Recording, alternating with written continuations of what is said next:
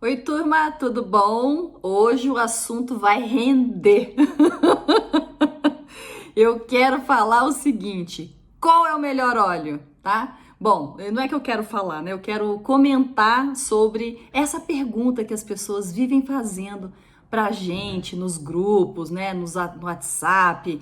Maíra, qual é o melhor óleo para dor de cabeça? Maíra, qual é o melhor óleo para menopausa? Maíra, qual que é o melhor óleo que você conhece para bronquite? Qual é o melhor óleo? Qual é o melhor óleo? Qual é o melhor óleo, né? Ai, meu Deus do céu, toda vez que eu ouço esse tipo de pergunta, me dá três tipos de faniquito. Por que que me dá três tipos de faniquito?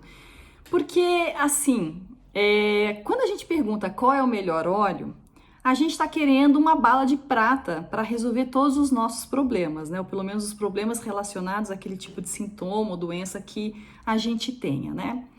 E a verdade é que, assim, quando a gente quando a gente pergunta qual o melhor óleo, desejando esse tipo de bala de prata, eu não sei, me parece tão injusto que isso seja perguntado para aromaterapia, porque vou perguntar para medicina alopática e para ciência farmacêutica que fica fazendo medicamento de farmácia.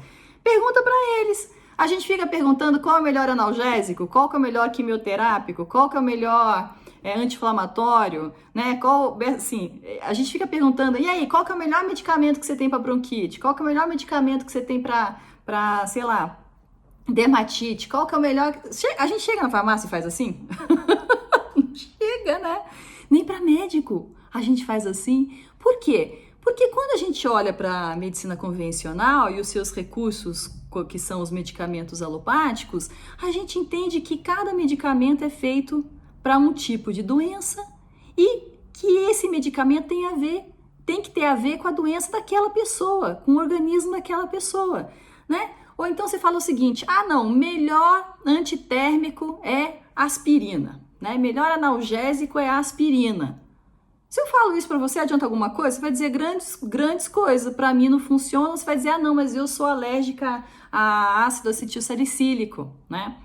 Então, assim, a gente acaba olhando para a aromaterapia de uma maneira que a gente não olha para a medicina convencional. Só que não no bom sentido, no mal.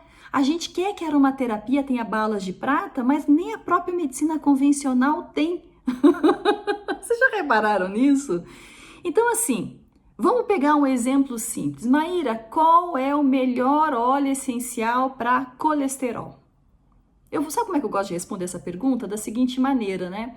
O melhor óleo essencial para colesterol são aqueles que vão possuir as ações farmacológicas necessárias para lidar com os mecanismos geradores e os sintomas de colesterol, né, bioquimicamente falando, ou seja, serão os óleos que têm uma composição química compatível com a ação farmacológica que se espera para lidar com o colesterol, e ao mesmo tempo o óleo essencial que for compatível com o organismo que vai utilizar esse óleo essencial, né?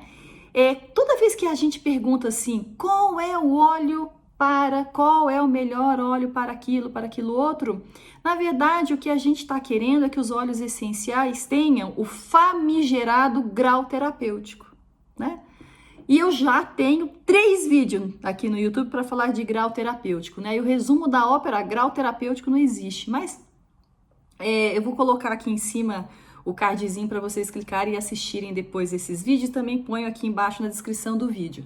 Mas olha só, o que acontece, né? Quando a gente está dizendo qual é o melhor óleo para colesterol, aí vamos dizer que eu viro para você e falo assim, achado labrador, semente de cenoura, limão, orégano, tomilho carvacrol, aipo, os cítricos de casca ricos em limoneno, alecrim, extrato de CO2 de alecrim, alecrim óleo resina, sei lá, tem tantos, né? Um monte de óleo essencial.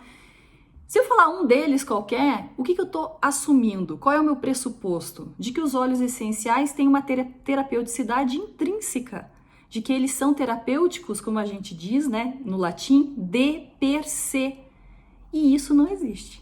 A terapeuticidade não é um fator intrínseco a nenhum tipo de substância. A terapeuticidade sempre é uma relação que uma substância estabelece com o organismo que está utilizando ela, inclusive para os medicamentos alopáticos. Então, toda vez que a gente pensa qual é o melhor óleo para isso, eu tenho que partir de uma lista, obviamente, essa lista tem um critério racional para ser definido, né? Então, pensando, não, eu óleo cítrico é solvente de gordura, é anti-inflamatório indireto, é antioxidante, enfim, né? Envolvendo as ações farmacológicas que são reputadas às moléculas que estão dentro daquele óleo essencial, vejo as evidências práticas da utilização daqueles óleos essenciais para determinado sintoma ou doença. Então eu parto dessa racionalidade para eu elencar alguns óleos que são apenas a minha lista inicial. Mas isso não quer dizer que a minha partida com essa lista vai se concretizar na hora que eu estabelecer o protocolo, porque entre a lista inicial de óleos que teoricamente terão ação para determinada doença ou sintoma e o protocolo que eu estabeleci, existe um fator aqui no meio que é o fator que muda tudo. Sabe que fator que é esse? A pessoa que está usando, né? O nosso interagente. Então, o nosso interagente com as suas idiosincrasias, com as suas preferências olfativas. Lembre que em aromaterapia não adianta de nada você entregar um óleo essencial, que é apesar que eu não acredito que exista mas digamos assim, um óleo essencial que teoricamente tem a composição química mais compatível para lidar com aquela questão de saúde, e a pessoa detestar aquele cheiro, não adianta nada porque ela não vai usar. Isso vai se transformar no que eu aprendi com a pessoa que me iniciou na aromaterapia, que foi a Alessandra Cali. Ela dizia o seguinte: isso é uma terapia distante. Distante, porque fica distante de você, longe de você, e você nunca usa, mas distante, porque os vidrinhos ficam tudo ali na prateleira, na estante, e você não usa ele nunca. Então, assim, a terapia precisa ser olfativamente agradável, no caso dos óleos essenciais, senão você não usa. Então, essa pessoa que está aqui no meio, ela tem as suas idiosincrasias, ela tem a sua preferência olfativa, ela tem as suas rotinas, ela tem o seu hábito, ela tem todo o tratamento que porventura ela já venha fazendo, as suas questões metabólicas todas. Então, ela é que tem que estar compatível com os óleos que são compatíveis para aquele sintoma ou aquela doença. Então, qual é o melhor óleo? É o óleo que é compatível com o que você quer tratar, mas que é compatível também com a pessoa que você está lidando. Portanto, toda vez que a gente perguntar qual é o melhor óleo, lembre que a segunda pergunta que vem rebocada nessa aí, que vem grudada nessa aí, é o seguinte: depende quem é a pessoa. Né? Quem é a pessoa? Eu tenho muita dificuldade de responder qual é o melhor óleo para, independente da situação. Assim, eu não sei, eu acho que a minha cabeça já está tão viciada, no bom sentido, né? Eu já tô melhor. Esse modo de olhar da aromaterapia integrativa, na minha cabeça já está tão introjetado que quando a pessoa pergunta para a Maíra qual é o melhor óleo, na sequência eu já falo, mas quem é a pessoa? E acontece isso também na medicina convencional, gente, sabe? Essa coisa de dizer que, não, na medicina convencional todo mundo sabe qual é o melhor remédio. Sabe porcaria nenhuma. Quantos anti-inflamatórios que não tem no mercado, quantos analgésicos que não tem no mercado, né? Enfim, você tem quantos, sei lá, imunomoduladores, supressores. Gente, vamos pensar, né? Você tem um monte de medicamento, então não é o melhor, é aquele que dentro de um estudo que foi feito, dele ser compatível com, né, a doença que você está querendo resolver, né, aliviar, seja lá o que for, também é compatível com o organismo daquela pessoa.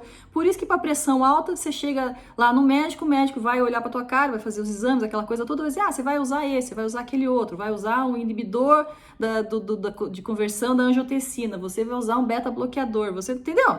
É assim que funciona. Nem na alopatia convencional a gente fica com esses negócios de qual é o melhor remédio. Por que na aromaterapia tem que ser assim? Pense, tá bom?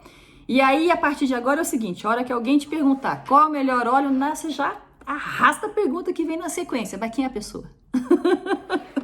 Assim fica mais direito, gente, o jeito que a gente está pensando, tá bom? Balas de prata não existem.